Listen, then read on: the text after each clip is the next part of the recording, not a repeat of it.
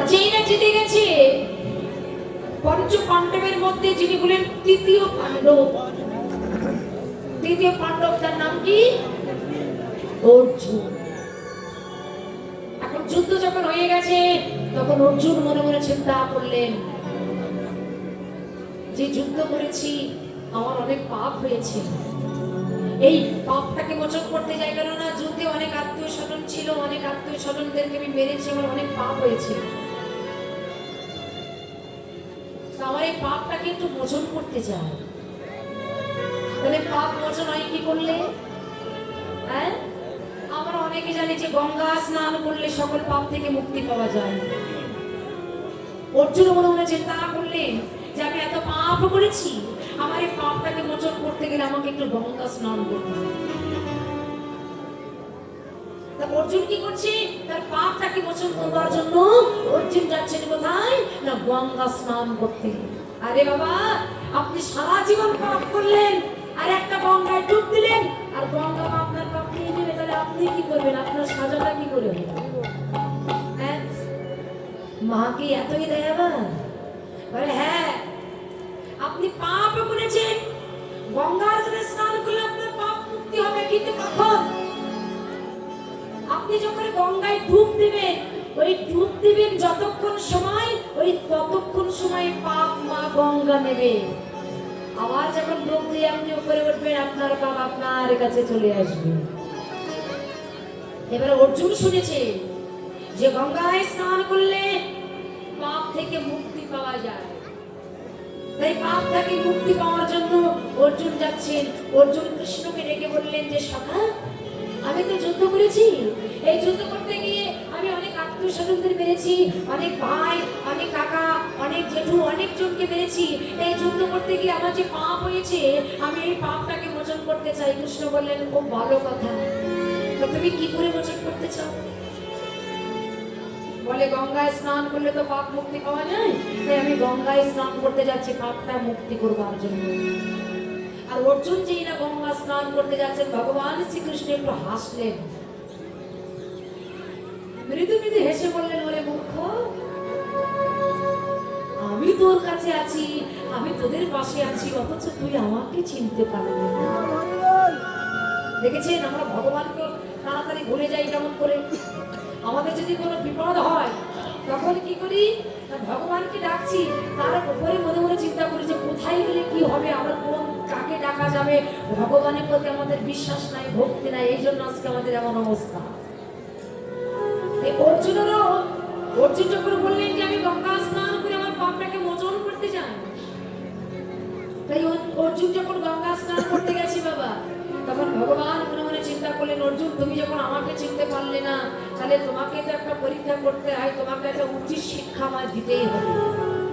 তাই অর্জুন যখন কুরুক্ষেত্রের মাঠ দিয়ে যখন যাচ্ছেন গঙ্গা স্নান করতে, ঠিক সেই সময় আমার ভগবান অর্জুনের সামনে দিয়ে নিজের দেহটাকে দুটি দেহ ধারণ করলেন, আর নিজের দেহ থেকে দুটি দেহ ধারণ করে একটা মরা কাঁধে নিয়ে ওই কুরুক্ষেত্রের মাঠ দিয়ে অর্জুনের সামনে দিয়ে চলে যাচ্ছে।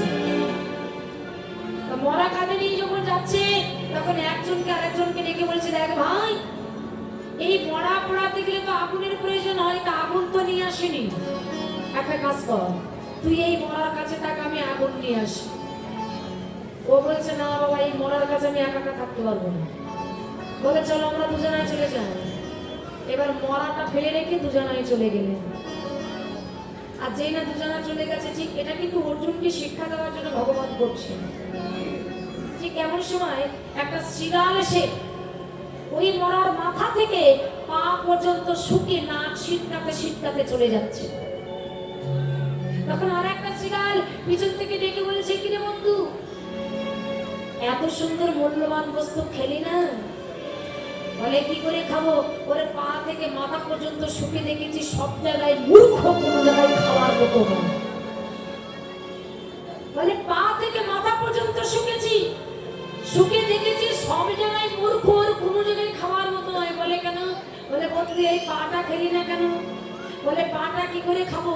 এই পা দিয়ে সারাটা জীবন ধরে যেখানে আম কাজ হয়, বাজে কাজ হয়, সেখানে হেঁটে গেছে, কিন্তু যেখানে সাধুগুরু বৈষ্ণবের আগমন হয়, যেখানে লীলা গুরু কীর্তন হয়, এই চরণ দিয়ে হেঁটে সেই স্থানে কোনো জায়গায় যায় না। বলছে বন্ধু, পায়ের কথা বাদ দিলাম, এই পেটটা খেলি না কেন? বলে পেটটা কি করে খাবো?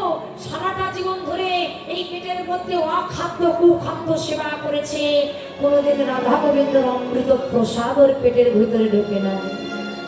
এই যে আমরা অনেকে কীর্তন শুনতে আসি, কীর্তন শুনতে এসে আমরা অনেকে মনে মনে চিন্তা করে, ধুস এখানে খিচুড়ি রান্না করেছে, খিচুড়ি দিয়ে খাবে রে বাবা, বাড়িতে ভালো ভালো মন্দ রান্না করা আছে, বাড়িতে ভালো মন্দ মাছ মাংস রান্না করা আছে, খিচুড়ি কি খাবে? একটা কথা শুনি না, সারা জীবন আপনি যতদিন বেঁচে থাকবেন ওগুলো খেতে পারবেন, কিন্তু ভগবানের প্রসাদ খেতে গেলেও এটা কোটি কোটি জন্মের স্বীকৃতির ফলের প্রয়োজন হয়। আর আপনি প্রসাদ না দিয়ে যদি ঘরে চলে যান, আপনি অজান্তেই প্রসাদে অপরাধী হয়ে যাবেন। হ্যাঁ, তো বলছি বন্ধু, আচ্ছা বাদ দিলাম, আচ্ছা বন্ধু তুই এই বদনটা খেলি না কেন? এই বদন, বলে এই বদনটা কি করে খাবো?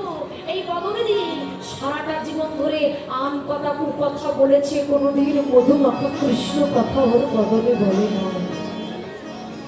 দেখুন, এইটা কিন্তু আমাদের জীবনেও ঘটবে।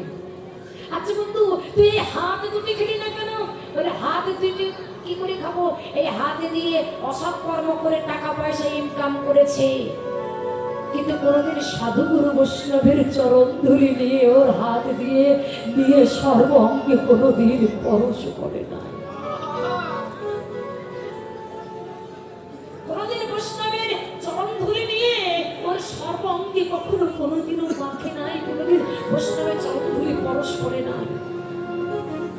আচ্ছা বন্ধু, সবই তো বুঝলাম, আচ্ছা এই মাথাটা খেলি না কেন? বলে এই মাথাটা কি করে খাবো? এই মাথা দিয়ে সারাটা জীবন ধরে ওই পালঙ্কের উপরে গদিতে গড়াগড়ি দিয়েছে, কিন্তু কোনোদিন সাধুগুরু বৈষ্ণবের চরণ ধুলায় একটু গড়াগড়ি দেয় না।